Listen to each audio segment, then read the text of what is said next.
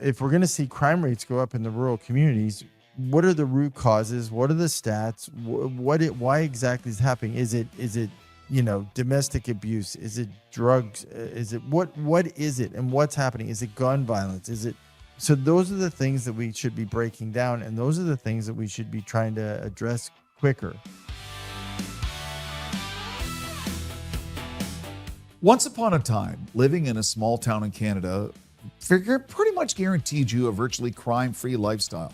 There was almost no crime in suburban areas, especially in the outer suburbs, bedroom communities, and small towns. But recently, Stats Canada had a shocking number. This is actually information from Stats Canada saying that rural residents face violent crime rates nearly 50% higher than those in major cities, upending the myth of that idyllic small town, that picturesque postcard Canadian lifestyle. To talk more about the change in way crime is affecting everyone in Canada, is always thrilled to be joined by Paul McCucci. Paul, how are you? Good, Jim. How are you doing? Yeah, Good. you know what? It's an interesting stat. I read it too. And if you look at small towns and you look at the resources they have for law enforcement, you start to understand. And as our law enforcement, just like you consider all of our trades right now, whether we talking about plumbers, electricians, you have to look at law enforcement. And as law enforcement gets older, that skill is eroding too. So as our Canadian society is starting to age, and this is all of us, unfortunately, that's life.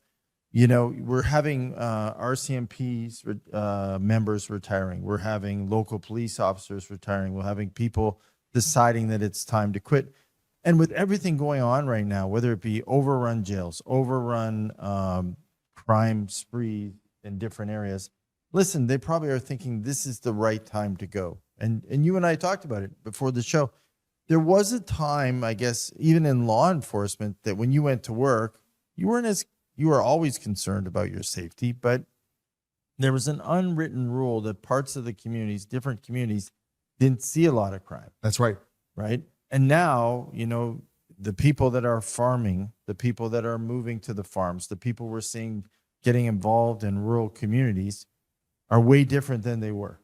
It was unheard of. And to the point now, there's also the whole vibe that, reducing the police, cut the police. We don't need police. So for a lot of young people looking at a career as a first responder, they're looking at paramedic, they're looking at firefighter, they're looking at different things, because to be a firefighter, to be a paramedic is still well respected by people of all stripes in the community, whereas being a police officer, it's not easy. And it's not just the physical threat and strain, but the mental strain that they go through. A lot of them, I see why they get out and go to private security or different ways of life, because you can only take so much. Well, and the danger, right? I think for the most part, in rural communities, being a police officer or police enforcement, quite frankly, has a lot of other issues, right? So a lot of times when you arrive on that farm, that perpetrator, that criminal, whatever, they have a high-powered weapon. They're familiar with, guns. Quite frankly, they have scopes. They know how to shoot a weapon with a lot of open space between the alleged and the police officer. Exactly. You're approaching from a mile or two off, so they can see you coming, and then you have to get out of your car. You have to approach the house. Mm-hmm. And that's where we hear these horror stories of these people. So, as they get older and they decide they want to retire, now you have this void, and that void, quite frankly, on top of that, criminals that are moving contraband, guns, everything in the rural areas are more sophisticated. So they're more sophisticated as far as, tracking weaponry. So here we are, is it any surprise that we're seeing an increase in crime in rural communities? I don't think so. Once upon a time, if a lot of us who maybe were the child of an immigrant, you lived in maybe a small apartment in the inner city of a big city in Canada, your family made a little money, you moved to maybe a house, and eventually you moved to one of those idyllic suburban communities, like a Vaughan, Ontario, like a Surrey, BC, out of downtown Vancouver, all across the country. And that was thought of safe schools, safe neighborhoods, maybe a few speeding tickets, maybe a drunk driving, but no major crime to worry about. And that has changed in such a huge way in the last 10 years that we're seeing these, what we thought was the ultimate safe community to raise their family, there's all these gun violence crimes being taking place on a regular basis, Paul. Well, it's interesting. I just got back, and I mentioned a little bit before the show to you. I actually just got back from a wedding in Windsor. I was involved in the farming community years ago down in that area. And Nice part of the province, nice part of the country. it was, right over the Ambassador Bridge, and I enjoyed it. Quite frankly, had a very interesting experience. Learned a lot about something I didn't know, and that was farming at the time. And it was nothing to go to sleep at night and not lock your doors. Oh, keys still in the truck. Well, I was shocked. So after, when got up in the morning, made my way up Boulette Street to go to the wedding, and I was just shocked at the community. It's changed that much. The boarded up buildings, the homeless people on the street, the basically apartments were just dilapidated. And I was like, wow, this is crazy how this community has changed. And I was there in a time when 1 million Americans used to come over because of the drinking age, and it was a party city, and the exchange, and the exchange, and it was very vibrant. Now it was kind of an eroded, rundown city, which, quite frankly, has lots of these rural issues going on. And I was like, oh, this is, it was funny because, it was there, and I was with an old friend, and I was enjoying, and, I was happy for him and his daughter and everything else. But when I was leaving, I was thinking to myself, is this the right place for him to retire now? Like, is this really a nice place? And I'm not picking on Windsor, but I'm just saying this is kind of one of those case studies that we're seeing across the nation where, to your point, as people slowed down, they would go to the retirement community in a smaller town. Well, if smaller towns are going to see higher crime rates, where do we, our elderly go to kind of slow down, retire, have a nice segue, into the latter years of their life? I think about Mike and Brady on their cross Canada trip and some of the communities they're going through Northern Ontario, across the prairies. And for a lot of years, a lot of those communities were like, it's a good place, raise a family, have a career, have a job. The big crime, the big issues are in Vancouver, Montreal, Toronto, the big cities, but not there. But now you have fentanyl and crime and gangs and violence that has spread to parts of the country that didn't exist before. And you have it's a great point, Paul. Where do you go in this country now that you think truly is safe? So I'm running a triathlon. This is a crazy story. I'm running a triathlon years ago. This is a few years ago. And I'm training. So I'm doing my bike training in the morning. Yeah, of course. At 4 a.m, way out, about 40 minutes outside of Toronto, because the rolling hills, out towards Highway 6 and all that. And I go and I do like 50 to 100 kilometers in the morning. Nice. Yeah, I was doing a lot of biking because getting ready. And I'm biking along. I got my head down. I'm in my last leg because I'd had to go to work after. I'm in my last leg to finish off. I'm trying to pedaling hard. I got my head down. I'm going downhill and I'm flying down. I'm feeling really good. I'm about to finish. All of a sudden, I look up and it's the drug enforcement guys in the middle of the road pulling me off my bike into the ditch. And so I'm like, holy cow. Like, and they're like, hands up, and they're pulling me off. And then I'm actually being brought down the ditch. They're about to do a raid on a farm adjacent to where I'm riding, right? So I got my bike. I'm all sweaty. I'm laying in the weeds, right? With one of them, because he's left behind to protect me now, because they pulled a civilian out and they don't want him to be harmed, right? And so he's like, I can't talk. I gotta. So I had to lay there for like 40 minutes until they had actually made their raid. Like something on the movies, Paul. It was. It felt like it. I was like, wow, this is my favorite riding spot. But nowadays, what was not the norm is actually the norm, because when you're driving along and you're looking at that farm and what people are storing on that farm, it's not crops anymore. Right. And so, quite frankly, there's a lot of, as people are moving things across the nation now, things that we never thought about before. And so now that's what we're incurring. But unfortunately, that's starting to change the composition of these cities and also the crime rates. So, as we always do, Jim, now's the time that we need to start talking about how to mitigate that. So have a serious conversation as a nation. Of, if we're going to see crime rates go up in the rural communities, what are the root causes? What are the stats? Why exactly is it happening? Is it domestic abuse? Is it drugs? Is it what is it, and what's happening? Is it gun violence? So those are the things that we should be breaking down, and those are the things that we should be trying to address quicker. And as I say on many shows in Canada, we kind of have this latent, relaxed, laid back attitude when it comes to crime. I don't know why, but boy, we sure see it lately. In the last 10 days, there's Yep. been a couple of instances that have really, I guess, opened the eyes of a lot of Canadians who maybe had that lax attitude. Yep. On May 25th, Peel Regional Police announced the arrest of 17 suspects Oh, wow. facing 106 charges related to a coordinated campaign of violent extortion targeting South Asian businesses in Brampton, Caledon, and Mississauga. Not one of them was a Canadian citizen. And then the story came out that the Lawrence Bishnoi gang reportedly wrote to the police in Abbotsford, BC directly last summer, claiming to have more than 1,000 foot soldiers in Canada ready to carry out extortions, according to police witnesses who testified in an immigration hearing recently. Police going on to say, we have seen the same firearm used in occurrences in Ontario, Alberta, and BC by these extortion gangs who are randomly shooting up homes in different communities across Canada as a form of intimidation.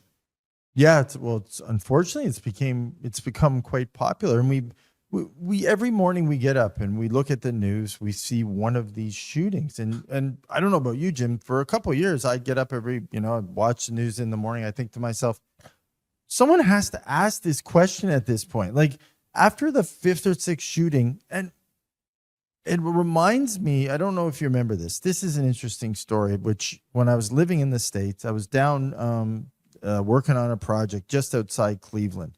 And it's a terrible story, but it's a really interesting story for people to kind of focus on, because it shows you sometimes how if police use analytics, they can solve crimes. Absolutely. So there were a number of women went missing, young girls. Oh, I know this story. Right? Yes, continue. Around Yeah. Cleveland, just on the outskirts of Cleveland. And what happened, they came from a lower income neighborhood. And they were Mexican, African-American, different people. Mm-hmm. And so over time, I think it was 5 of them went missing, and they went missing forever. So they just disappeared over a year or 2 years. And what happened was they were being kidnapped, and they were kept in this home by one person who lived in a man who lived in a boarded up home in the community. And the police had gone through the neighborhoods, but never knocked on the doors, never found out, never triangulate where they actually, because when they finally, what happened was he went to work. One of the women had a baby from him. That's how many years he kept them. He kept them for like 10 years. And quite frankly, escaped. And when she escaped, they found her. They went back, and when they actually found all the women, got them together, triangulated where they had come from. If you had actually taken the most center point of the triangulation of where they were done, it was smack dab his home. So if you had looked at kind of like, the key area, which would have been the most likely place that they were being kept, it was actually pinpointed right on the map. And so because they weren't doing the analytics to figure out where the crimes were occurring. Now, this one, in my mind, quite frankly, if all of a sudden you start seeing a bunch of shootings in an area, you have to say to yourself, okay, I must have a series of events that's leading to these shootings. So now what is the main commonality between the events and the people being shot at, right? Is it a culture? Well, it is. In this case, it's a culture of people, right? Mm-hmm. Okay, it's a culture of people. So then now I got to dig into this culture. I have to bring in people, do the interviews. Resources, science, everything. Yeah. So to me, this is kind of one of those things where years ago, remember they used to have the mob squads? Of course. Yeah. Yeah. To me, it's kind of one of those things where you have to create mob squads where you have to say, okay, if there's a culture of people who are creating a significant amount of crime, then I have to go back and I have to figure that out. But we seem to be very slow. Yeah, The crazy thing about the Bishnoi gang is this past weekend, they posted videos on social media. Yeah, you're showing firing guns in BC and parks, just provincial parks in BC and Ontario, not hiding their faces. Their faces were not blocked out. They didn't have masks on, and they were turning towards the camera, firing all these illegal weapons into the woods and into the sky. So the police wouldn't have a great deal of time searching them out. They didn't, I don't know what analytics you'd need to find them. Yeah, They were posted in the video of them. You can see them clear as a bell firing all these guns. And I think as a Canadian citizen, you're like, wait a sec. Why can't we arrest them? They're obviously committing a crime. well, we're talking about technology all the time. You know, in the yesterday, I called Mike and I said, "Are you looking at this drone? I don't know if you followed this drone story from yesterday, but it's a crazy story. It turns out that the drones that we were buying for police patrolling and for military and everything were from China." Right. And the government screwed up, didn't they? And the government screwed up. And Crawford came out, the procurement minister came out, and he actually said, stop, you know, we got to stop. Red alert. We got to stop buying because all our data from those drones are going back. So there's a Taiwanese company that's actually trying to jump in on that, saying all their components are from Taiwan. So it was in the news. There was a big spread on it yesterday. So, you know, you look at it and you think, okay, we're talking about all this technology. We're talking about drone technology. We're talking about this. We have to have the technology and the analytics to break these things down pretty quickly. I would think. I mean, I think analytics and the science of policing came into, in the criminology, as it were, Paul, came into the arrest by Peel Regional Police with 17 suspects. And that was a lot of policing that went into that. But when a noted gang who is brazenly carrying out extortion crimes across Canada are shooting guns on a video they post where you can see them, I'm not sure how much science they need to use to catch them. Facial recognition should probably wrap it up pretty quick. Yeah. You know, And I think as Canadians, I mean, we're a very tolerant, forgiving people. And, you know, there's old jokes of how do you get 100 angry Canadians to line up? You ask them. right. Well, we'll line up. We'll line up at Costco. We'll line up at a concert. We'll line up at a casino. But for the most part, we're law-abiding people. So when we move to communities, to safe, what we think is safe suburbs or small towns or rural communities, to maybe downsize or retire or raise their family, we don't expect that big city, inner city crime there. I think it's shocking a lot of Canadians, Paul, that it's come to this. Well, it has, and the element is, quite frankly, that as we talk about on other shows, our bail system is fractured, quite frankly, and our judges are making some very odd rulings when it comes to conviction. So, Correct. you know, over the weekend we were all reading about the odd conviction or the odd sentence in Quebec, where a person abused a young lady, and quite frankly, he wasn't from Canada. He was here as an immigrant trying to get citizenship.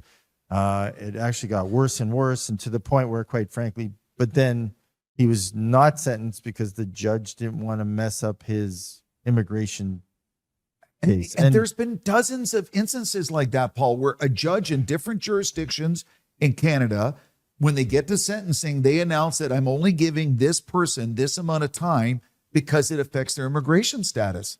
How is that fair to Canadians? No, it's not, quite frankly. And your immigration should not be extended or altered because of your criminal past. So it should end it. For decades. Frankly. We've talked about it. It should millions be over. of Canadians from all around millions of people all around the world came to Canada, set up, raised families, businesses, didn't commit crimes. Right. Because they didn't even have a parking ticket. Because they wanted to stay.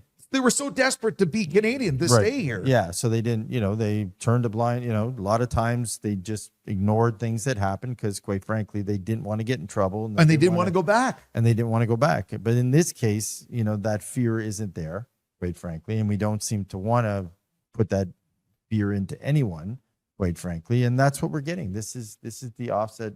This is the result. We're not talking about a traffic violation or a simple crime. We're talking about violent crimes. If someone commits a violent crime, I think you lose your moral right to be Canadian, that we're going to convict you, you're going to do time, then you're going to be deported. Yes.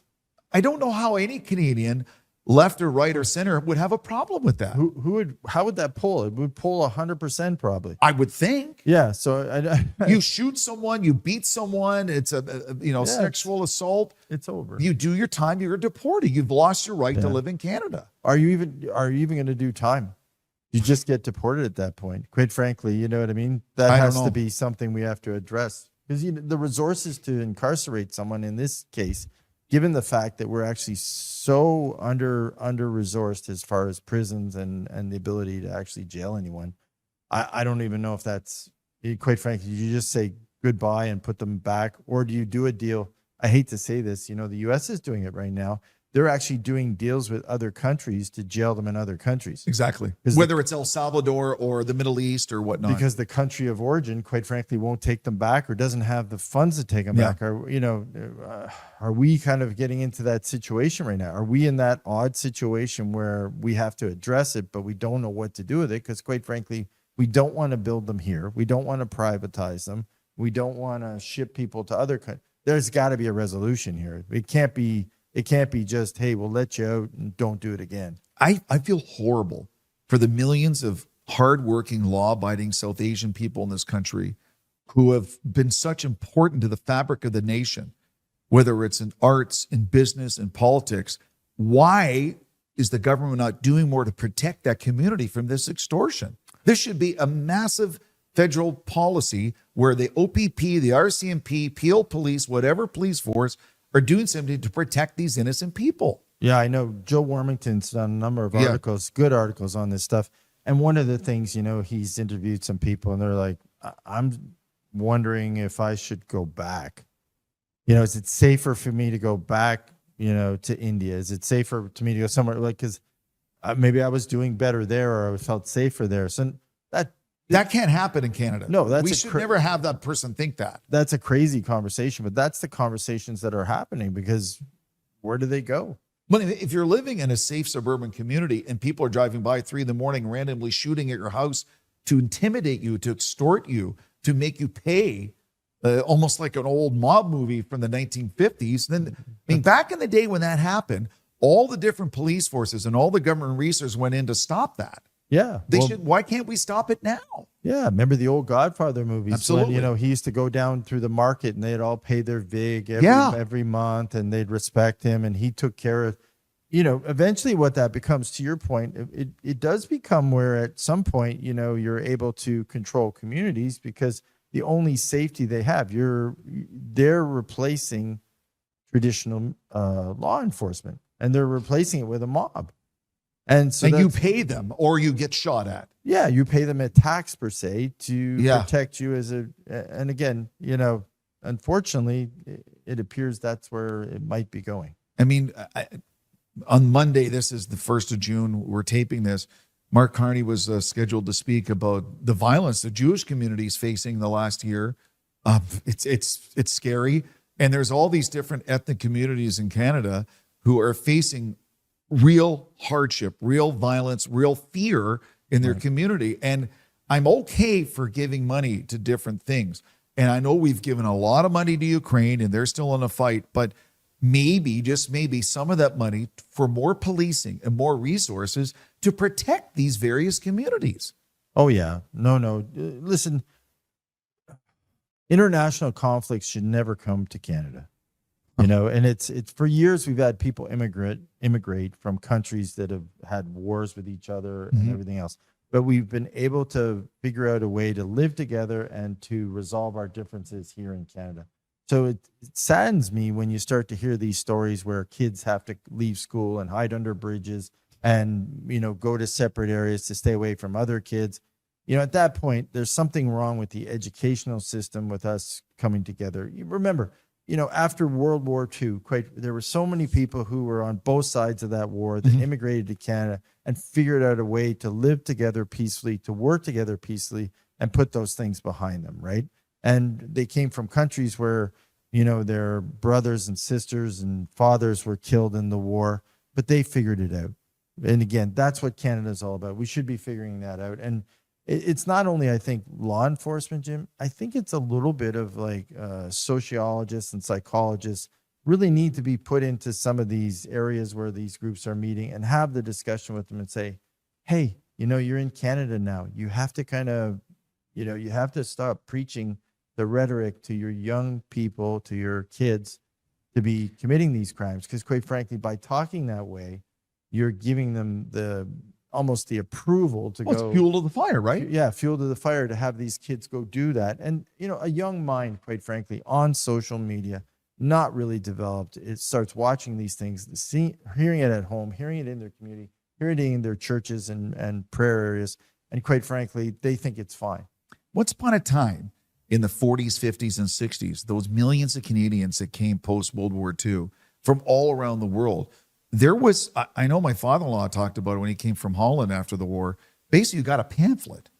Welcome to Canada. This is how we do things. Yeah. This is how we respect each other. It was expected. Oh, yeah. I don't see anything wrong with that. If I went to move to another country, someone would say, oh, by the way, we don't do things like that here. Yeah. That's how it's done. Well, when you became a citizen and you went and actually got your citizenship, papers and everything, you had that event with the flag and saying, It's huge. Canada, Yeah. and you answered the questions for the get into country, Yeah. to be a Canadian, all those things. That was on there, right? That Yeah. we talked about that and about, our freedom of rights and Respecting each other. and all those things. And that really important. And I think we have to, if anything we are going to do to bring back to the schools right now, we have to bring that back. One thing I will give Sandeep and the team credit and some of the research that is not talked about enough in Canadian politics and Canadian media is the infiltration of the cartels in this country. And I think we assume that we see movies like Sicario and we think it's something that happens on the Texas-Mexican border. But unfortunately, the reach of the cartels is they have multi-billion-dollar industry and they're in Canada now. Yeah. And we need to be aware of that as a country in the law enforcement and in politics and in legislation. Well, and for when Donald Trump came out with the tariffs, he said about Canada, he said, one of the main reasons we're going to tariff Canada is, quite frankly, we need to send a message that the drug cartels and drug transportation through the border to the United States needed to stop. And I was disappointed. I didn't bring it up a few weeks ago because I wanted to see kind of where it went, but it's still lingering. And quite frankly, in the Senate a few weeks ago, a DA administrator, Terrence Cole, came out and he said, law enforcement officials are very conscious of fentanyl being manufactured in Canada for export across the border, and that they have been significant seizures of the drug in Canada over the past few months. So in these Senate hearings that they're conducting just a few weeks ago, they're still talking about mass amounts of precursors being trucked or being transported through the port of Vancouver coming into Canada. And, is this spin or is it reality? It doesn't really matter because, quite frankly, they're talking about it.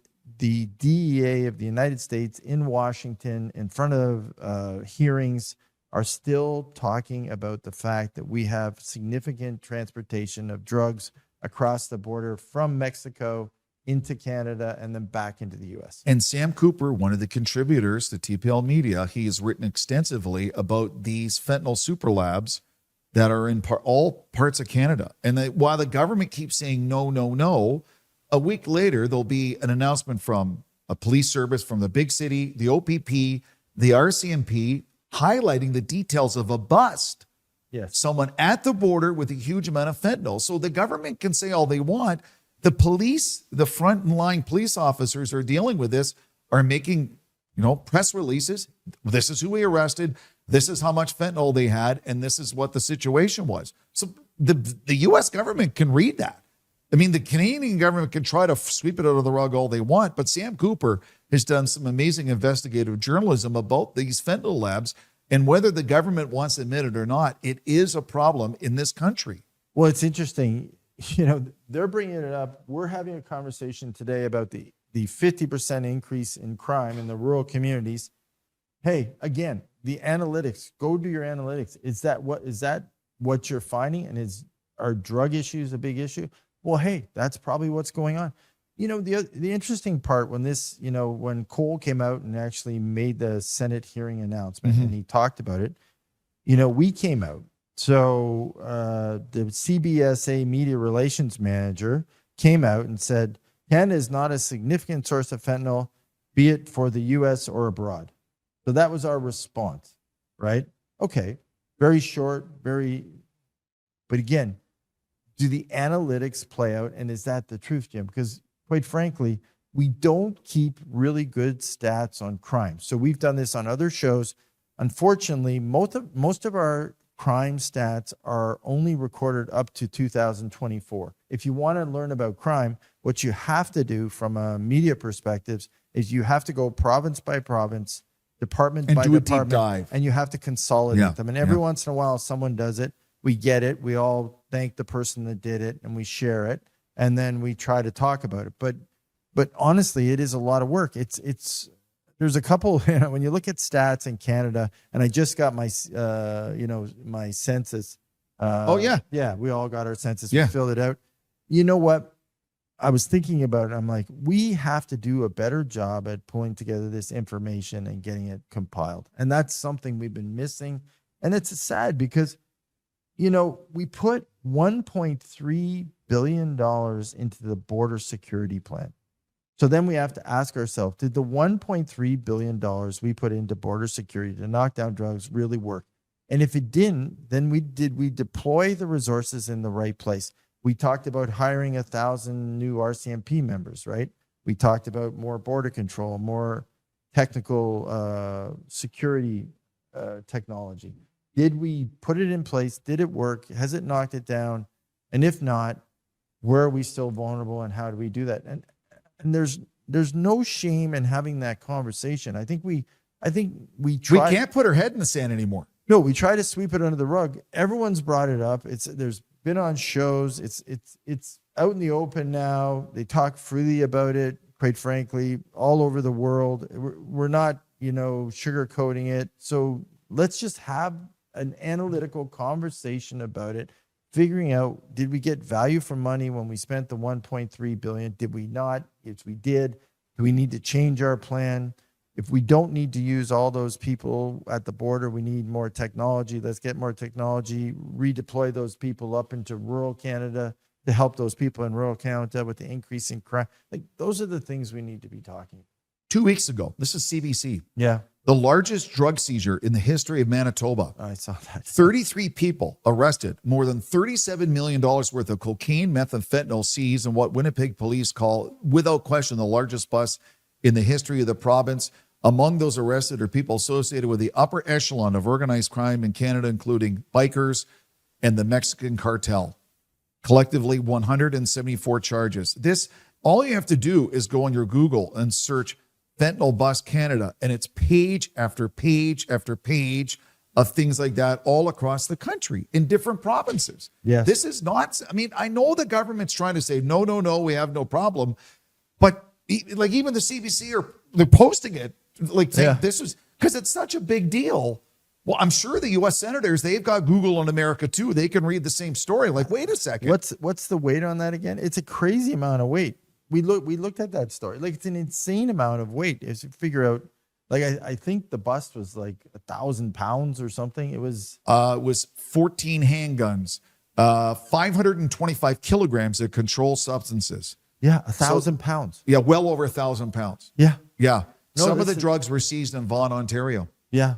Yeah. No, So this is, so it was 339 kilos of meth, 175 kilos of cocaine, and 11.25 kilos of fentanyl. Now, the problem is the deadliest thing there is 11 kilograms of fentanyl, because it doesn't take much to kill a human being. No, cripes. So the 11 kilograms would, what's that? 2 cities? Well, it's so bad that there's such a problem in high schools and college university campuses around the country where kids do drugs. They experiment with drugs, but they don't know which one has fentanyl in it. And all it takes one overdose to kill someone. Yeah, and then you're done. We have a major issue in the country, and this is a national emergency. The drugs and fentanyl crime. And I wish, Mark Carney can do and say all the right things, but eventually you have to say, you know what? We've got a problem in this country. Here is the RCMP, the OPP, the Quebec police, all this big city. We're going to do something, and we're going to throw some money behind it and try to make Canadians safe again. Yep. I have to believe, Jim, it's technology. At this point, analytics and technology. I think we tried the on-the-ground approach and everything else. I think we need to give them more resources. I think we checking bank accounts, all that kind of cyber sort of sleuthing of the crime and all that. I think we've gotten to that place. I just think we don't want to acknowledge it, and we want to put laws in place that stop people from looking at certain places. I think we've passed that now. The future of the safety of the country is at stake. We are past that. We are. And this is the government giving the police the resources, instructing judges that if someone committed a crime like that with 11 kilos of fentanyl, whether they're Canadian or not, they're either going to do the time or be deported or both. Right. But we're not going to give them lighter sentences because it could affect their immigration status. Yeah. Because what's the deterrence for them to do it again? Oh, there's nothing. Really, quite frankly, if he went light on you because he wants to keep you in the country, well then. And you're making all that money through drugs and illicit trade. Why wouldn't you do it again? Exactly. Well, a lot of it, there's story after story where people come in on a visitor's visa, Or student visa. They get a trucking license, but they start transport. If they get caught, quite frankly, what's the worst thing that can happen is they get deported. So quite frankly, they make lots of money, more money than they would make at home. And if they get caught, eventually they do a few days in jail and get some rest. And then quite frankly, they're back on the road to And the big ringleader who brought them in to do that, they make the money and they're off scot-free. Yeah, they're never seen. Never seen. So it's a problem in this country, and we have to do something. Go ahead, Paul. One other thing, before we wrap up, Yeah. I really wanted to talk about this because this was, I think it was Saturday night, early hours of the morning, and this one was near and dear to my, hit me close to home because I grew up in the family of truck drivers. I think I told you that, and this person was Highway 401. They were around Mississauga and they pulled over. They had car troubles, got out of their car, and two BMW speed racing were clipping down the road at high speed, swerved into the shoulder and hit the person who got out of their car. And we were talking about this again. We talk about technology, we talk about analytics, we talk about all these things. Here's a case in point where I traditionally, with my businesses, I tend to work later hours, so I'm moving on the highways at later hours. I can tell you, Jim, it's bad. And by the way, for people who don't realize, the 401 is the busiest stretch of highway in the country. It is 401, 403, 410. All the 400 highways It's are crazy busy. Super busy. A lot of people traveling. But later in the evening, you do see a lot of speed racing, and you see a lot of cars swerving in and out. Now with the weather getting better, you're starting to see motorcycles and they are racing. So they're moving, 140, 150. They're swerving And up. They're swerving in and out all the time. And, it is something that's commonplace later in the evening. Now I do realize police got their hands full later at night. They're traditionally in the neighborhoods actually responding to calls because call levels go up. Yes. Highways get bad. And that's where I think we're seeing more of. Now, as a kid, my dad used to tell me as we were driving because trucks break down all the time. Your dad was a trucker. My dad was a trucker. He said, when you get out of your vehicle, if it breaks down on the highway, move to the front of the vehicle and move at least 3 or 4 cars ahead of the vehicle. So never go to the back of the vehicle. Or don't stand right at the front. And don't stand at the right front because if someone comes on the shoulder, hits your car is going to get moved quite a way, right? Depending on the speed. If that car is doing 120 or 130 and it rear ends your car, it's going to end up like 50 to 100 yards forward. So you got to move quite a ways forward. You got to be in front of that car. I feel sorry for this poor individual. It breaks my heart when you hear these stories. But, I come back to the point of we do have the technologies to pick these people up. So CCTV cameras. When we see, honestly, there should be a red alert going up when you see 2 cars or 2 dots moving more than a certain speed.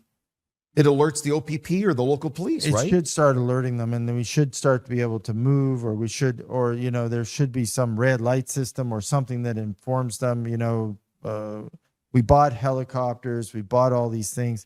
I know it's hard to put all of them in the air, but we got to think through this a little better because, quite frankly, as the summer comes and you start to hear the number of accidents, the number of hit and runs, And it was a bad weekend across Canada for a lot of those accidents with the weather getting nice, Paul. It was really bad this weekend. Between shootings, stabbings, and hit and runs, it was really high this weekend. So yeah, I think we got to really focus on this. And I hope people, as they listen, you hear this all the time. The OPP are always on trying to tell people to move in front of their cars. If you are going to the cottage or you're traveling somewhere north for vacation or whatever, Don't sit in your car when that's the other thing. Yes. Your car breaks down. Do not sit in your car, right? Order in an orderly manner towards the guardrail, move yourself out of the car and then forward, make that phone call. They will come and they will close the lane off that is actually behind your car to service your car with the water trucks that have the big barrels behind them. Yes. So if they the big arrow. yeah, the big arrow. So if they do get hit, no one gets hurt. The person driving gets hurt, but quite frankly, yeah. So please, remember that because. And if you're driving, it's a pretty simple thing. If you see someone pulled over, you move over a lane. If you're on the highway, so you're not even close to them. You're supposed to do that for police and for broken down cars. Now, I do notice, this is a sad thing. And with new drivers to Canada, the dead lane. So let's talk about this for a minute. Yes, please. The dead lane, the lane that's ending. So the dead lane is the lane that's ending. Yeah. You're not supposed to go up to the end of the dead lane. That so drives that me lane. crazy. So please, I know in maybe where you come from, that's a normal thing. It's a normal thing in the country you come from because they're not traveling at the speeds we're traveling at, right? I've traveled a lot and I've traveled to China and India. I've been around the world. I understand why people do things. They're doing things because it's more congested and people are moving at a slower pace. So they might go up into a dead lane to try to cut in front to go faster. I get that. When you're doing 120 and you're trying to go up to the end of a dead lane and merge at the last minute, it's anarchy. You cannot do that. And really dangerous. Really dangerous. So please start to pay attention. That's in advance. You got to get over. You got to get in. And they have signs telling you when the lane runs out. Exactly. And when a car is broken down, you must see it on your Waze or your traffic system that you're using to get around the city. When it's saying there's a car in the left lane, it's saying that to get you to move over one lane.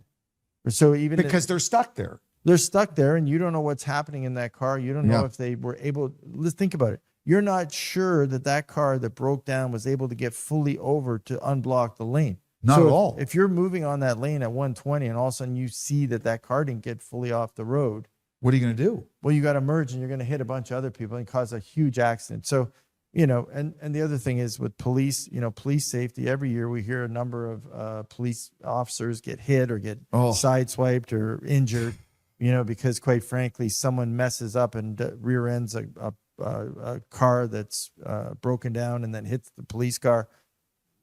As soon as you see those flashing red lights, merge over, give them the respect in the lane. It's just Canadians doing a little bit can make a big difference, Paul. Huge difference. Huge difference. Thank you, my friend. Thank you, Jim.